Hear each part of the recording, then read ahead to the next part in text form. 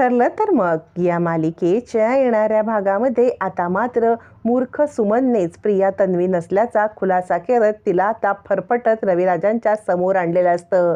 रविराजांनी स्वतःच प्रियाच्या तोंडून सत्य ऐकल्यावरती ते हदरतात. खूप मोठा सत्याचा उलगडा होणार असतो, कारण सुमनने या दोघांचं बोलणं ऐकल्यावरती मूर्ख सुमनला मूर्खात काढत आता तिला वेडी तू काय ऐकतेस असं म्हणत जरी नागराज आणि आता प्रिया यांनी खूप मोठा तिला मूर्खात काढण्याचा प्लॅन केला असला तरी नियतीच्या मनामध्ये काहीतरी वेगळंच असतं. प्रियाला असा झटका बसणार असतो की त्या झटक्यामध्येच मी खरी तन्वी नाही या सत्याचा रविराजांच्या समोर प्रियाच उलगडा करणार असते. आणि आता प्रियाच्या तोंडचं एक वाक्य सायलीला न्याय मिळवून देणार असतं. प्रियाच्या तोंडून निघालेलं एक वाक्य काय आणि सुमनने मूर्ख असून मूर्खपणाचा आव आणतच कसं प्रियाच्या तोंडून हे वाक्य काढून घेतलं व्हिडिओमध्ये पाहणार, त्यामुळे व्हिडिओ शेवटपर्यंत नक्कीच पहा. प्रिया सांगत असते नागराजला, हे बघ हा मला ना कंटाळा आला ह्या सगळ्या नाटकाचा. हा विपुल काय आणि काय ही सगळी ॲक्टिंग करताना कंटाळा करायला लागतो, मला खूप त्रास होतो. त्या विपुलच्या घरी जा, विपुलच्या वडिलांना बघा, आईला बघा, त्याचं घर बघा, मग इथे येऊन हा किल्लेदार अजून प्रश्न विचारणार. अरे किती काही झालं तरी खोटा असला तरी बाप आहे ना तो माझा. आता हेच नेमकं वाक्य सुमन ऐकते आणि सुमन म्हणते तन्वी काय बोलतेस. सुमनने शेवटचं वाक्य ऐकलेलं असतं. खोटा असला तरी बाप आहे ना. आता खोटा आणि बाप म्हणजे एकतर रविराज भाऊजी आणि मग खोटा कसा काय. यावरती सुमन म्हणते काय ग तन्वी असं का बोलतेस, मी जे ऐकलं ते खरं आहे का, काय बोलतेस तू, खोटा बाप, कोण खोटा बाप.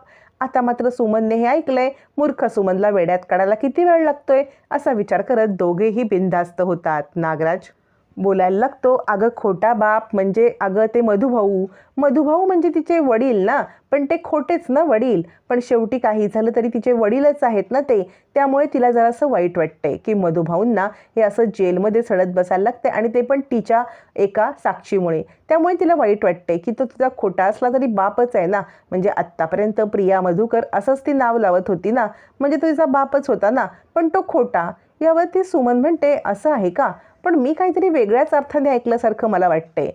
त्यावरती आता नागराज म्हणतो नाही ग तसं काही नाही आहे. सुमन म्हणते मग किल्लेदार.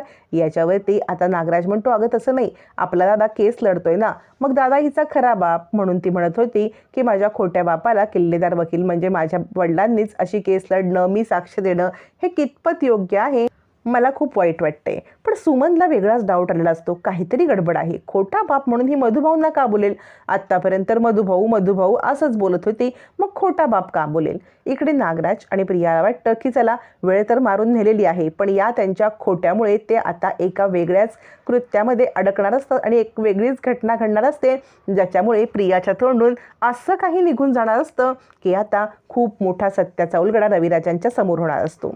आता ही सगळी घटना घडल्यावरती इकडे तोपर्यंत सुमनला वाटतं की मधुभाऊंना जेल होणार किंवा मधुभाऊंना जेलमध्ये पाठवावं लागणार, म्हणून प्रियाला खूप वाईट वाटत आहे. तर आपण याबद्दल आता मात्र रविराज भाऊजींना सांगायलाच पाहिजे असा विचार करत सुमन आता रविराजांना सत्य सांगण्यासाठी प्रियाला हाताला धरून तिला फरफटत आत नेते. तिला म्हणते चल आतमध्ये चल, तू तुझ्या मनाने काही बोलणार नाहीस. नागराज म्हणतो अगं सुमन काय करतेस.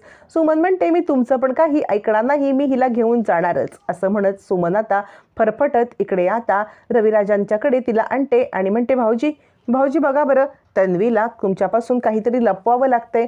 रविराज म्हणतात अरे बापरे काय आता लपवावं लागतंय. प्रिया म्हणते काही नाही हो काकीचं आपलं काहीतरीच, म्हणजे मी विपुलबद्दल बोलत होते ना. सुमन म्हणते खोटं नको बोलूस, कसलं विपुलबद्दल, काय विपुलबद्दल, नाही हो विपुलबद्दल काही बोलत नव्हती. आता मात्र नागराज लांबून ऐकत असतो या मूर्ख सुमनच्या डोक्यात तरी काय आलंय, आता ही नवीन काय नाटकं जाऊन तिकडे सांगणार देवालाच माहिती. त्यावरती रविराज म्हणतात काय ग प्रिया काय बोलायचंय तुला. यावरती आता मात्र प्रिया सांगायला लागते काही नाही बाबा हो हेच. सुमन म्हणते नाही हो भाऊजी मी सांगते तुम्हाला काय हिला बोलायचंय ते. अहो म्हणजे ती बोलत होती यांना की खोटाही असला तरी बाप होता ना तो माझा. याच्यावरती आता मात्र प्रिया गडबडते. रविराज म्हणतात खोटा बाप, कोण खोटा बाप. यावरती सुमन सांगते अहो म्हणजे ती मधुभाऊंबद्दल बोलत होती, मधुभाऊ तिचे खोटे बाबा आहेत ना. याच्यावरती आता मात्र नागराज विचार करतो खरंच मूर्ख ग सुमन तू. याच्यावरती प्रिया म्हणते नाही तसं नाही, त्यांना जेल होते ना, कधी काळी माझ्या नावापुढे त्यांचं नाव होतं ना प्रिया मधुकर, म्हणूनच मला वाईट वाटतंय. यावरती सुमन म्हणते हो आणि तुम्ही ती केस लढताय, हिला साक्ष द्यायला लागते, त्याबद्दल हिला खूप वाईट वाटतंय. रविराज म्हणतात काय ग बाळा तू मला सांग की काहीतरी या साक्षीमध्ये किंवा तू जी ही साक्ष देते याच्यात तुला गिल्ट वाटण्यासारखं काही आहे का? म्हणजे 1% जरी तुला संशय असेल की मधुभाऊ निर्दोष आहेत तर बाळा तू मला सांग. कारण ना 100 अपराधी सुटले तरीसुद्धा चालेल, पण एका निरपराधाला फाशी होता कामा नये. हे वकिलाचा नियम आहे, हा कोर्टाचा नियम आहे आणि तो सगळ्यांना लागू पडतो. प्रिया म्हणते नाही बाबा, तसं काही नाही आहे. म्हणजे मी स्वतः पाहिलेलंच आहे ना मधुभाऊंना कोळी चालवताना, पण तरीसुद्धा त्यांनी माझा सांभाळ केला ना, म्हणून मला वाईट वाटतंय. याच्यावर रविराज म्हणतात बाळा ते बरोबरच आहे, पण त्यासारख्या वाईट माणसांना आपण शिक्षाही द्यायलाच पाहिजे ना. प्रिया म्हणते हो, पण माझा स्वभाव हळवा आहे ना आईसारखा, म्हणून मला खूप वाईट वाटतं. याच्यावरती रविराज म्हणतात बाळा तू काळजी करू नकोस. प्रिया म्हणते पण बाबा मला असं वाटते त्यांना ना, म्हणजे तुम्ही जबरमध्ये जबर शिक्षा होईल असंच बघा, कारण त्यांनी विलास काकांचा खून केलाय. विलास काका सुद्धा माझे एक प्रकारे काकाच होते की नाही. आणि त्याच्यात ती सायली तर किती त्रास देते. म्हणजे तिने आत्तापर्यंत माझ्यापासून माझा अर्जुन हिरावून घेतला आणि रडायला लागते. इकडे रविराज म्हणतात बाळा तो विषय आता काढू नकोस आणि तू आता सायली सारखं बोलू नकोस बरं. कारण कसं आहे ना, किती काही झालं तरीसुद्धा त्या सायलीमध्ये काहीतरी आहे ज्याच्यामुळे मला ना ती प्रतिमाची आठवण येते आणि तिच्या प्रत्येक गोष्ट बोलण्यामध्ये मला प्रतिमा आठवते. आता प्रिया घाबरते. ह्याला सगळ्यात पहिल्यांदा सायलीमध्ये प्रतिमा दिसते. आता ह्याला कळेल की काय सायली याची मुलगी आहे ते. याच्यावरती प्रिया सांगत असते तुम्ही सारखं काय तेच बोलता. तुम्हाला असं वाटतं का की मी तुमची मुलगी नाही आणि ती सायलीच तुमची मुलगी आहे, कारण तुम्हाला प्रतिमाची झलक तिच्यामध्ये दिसते. असं म्हणत स्वतःच्याच तोंडून स्वतःचा गुन्हा कबूल करून प्रिया अडकते आणि रडायला लागते. रविराज म्हणतात काय बोलतेस तू? आणि प्रियाचं वाक्य रविराजांच्या मनामध्ये घोळत राहतं आणि ते विचार करतात ही काय बोलून गेली. म्हणजे आता जर ही बोलली नसती तर माझ्या डोक्यात हा विचार कदाचित आलाच नसता. पण खरंच का? जर का माझी मुलगी तन्वी असायला हवी तर सायलीसारखी का? असा विचार रविराज करायला लागतात. प्रिया गडबडतेने म्हणते बाबा तुम्ही मला वचन द्या. तुम्ही वचन द्या पुन्हा सारखं सायलीचं नाव काढणार नाहीत. मला त्रास होतो. तुम्ही सायलीचं नाव काढलं तर याच्या आधीसुद्धा तुम्ही सायलीला आपली मुलगी मानलं होतं ना. आता सुमनच्या डोक्यात प्रकाश पडतो. खरंच की म्हणजे प्रतिमा वहिनीची प्रत्येक झलक सायलीत का दिसते, आम्हाला तन्वीमध्ये का दिसत नाही? प्रिया म्हणते बाबा द्या ना वचन आणि मोठ्याने ओरडते.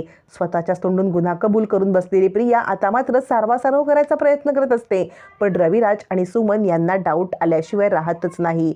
आता प्रियावरती आलेला डाऊट प्रियालाच या सगळ्यामध्ये अडकवणार असतो. आणि मूर्ख सुमनच्या एका गोष्टीमुळे स्वतः तन्वीनेच प्रियानेच आपल्या तोंडून आपला गुन्हा कबूल केलेला असतो. सत्य ऐकताच रविराज हादरतात. म्हणजे प्रिया हे वेगळ्या अर्थाने बोलते हे कळतं, पण तरीसुद्धा सुमन आणि रविराज यांच्या मनामध्ये कुठेतरी शंकेची पाल चुकचुकतेच. आता याच गोष्टीचा फायदा घेत रविराजांना समजणार का की प्रिया ही नसून सायली आपली तन्वी आहे आणि सुमनचा मूर्खपणा कामी येणार का? हे मात्र पाहणं फार रंजक ठरणार आहे.